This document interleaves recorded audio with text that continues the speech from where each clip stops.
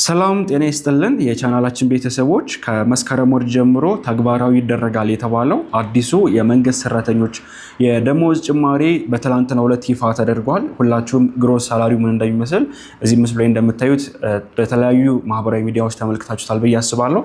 አሁን ላይ የራሳችሁን ደሞዝ ከተለያዩ ወጪዎች ከደሞዝ ግብር ከጡረታ በኋላ ያለውን የተጣራ ኔት ሳላሪያችሁን እንዴት ማወቅ እንደምትችሉ በዚህ ቪዲዮ የማሳያችሁ ይሆናል።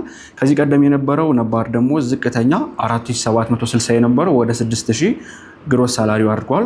ከዚህ ቀደም የነበረው 21491 የነበረው ወደ 39000 አድጓል ማለት ነው። እንዴት ነው የተጣራ ደሞዙን መስራት የምንችል የሚለውን የማሳያችሁ ይሆናል። የመጀመሪያው ከመቀጠር የሚገኝ የገቢ ግብር ወይም ደግሞ ታክስ ነው። ይህን ታክስ እንዴት ነው የምታሰሉት? ከ0 እስከ 2000 ባለው ሬንጅ የምትገኙት 0% ነው፣ ከእናንተ ጋር ተቀናሽ የለም። በአንጻሩ ከ2001 እስከ 4000 ባለው 15% የታክስ ምጣኔ ይቆረጣል። በዚህም ተቀናሽ 300 ይሆናል። ከ4000 እስከ 7000 ባለው 20% ነው፣ በዚህም ተቀናሽ 500 ይሆናል። ከ7001 እስከ 10000 ባለው የታክስ ምጣኔ 25% ነው፣ ተቀናሽ 850 ብር ይሆናል። ከ10000 እስከ 14000 ባለው ደግሞ የታክስ ምጣኔ 30% ነው፣ ተቀናሽ 1350 ይሆናል። ከ14000 ብር በላይ ባለው ደግሞ ታክስ ምጣኔ 35% ነው፣ ተቀናሽ 2500 ብር ይሆናል ማለት ነው።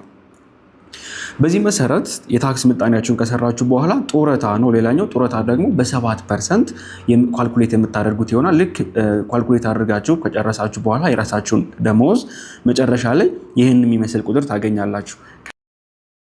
ለጡረታ፣ ለግብር፣ ለተቀናሽ በዚህ መልኩ የራሳችሁን ደሞዝ በዚህ ስኬል ከሰራችሁ በኋላ የተጣራውን ደሞዝ 6000 የነበረው 4880፣ 6365 የነበረው 5146፣ 8029 የነበረው 6310፣ 14983 የነበረው 10740፣ 23173 የነበረው 15490፣ 32809 የነበረው 21079፣ 39000 የነበረው ደግሞ 24670 ይመጣል ማለት ነው።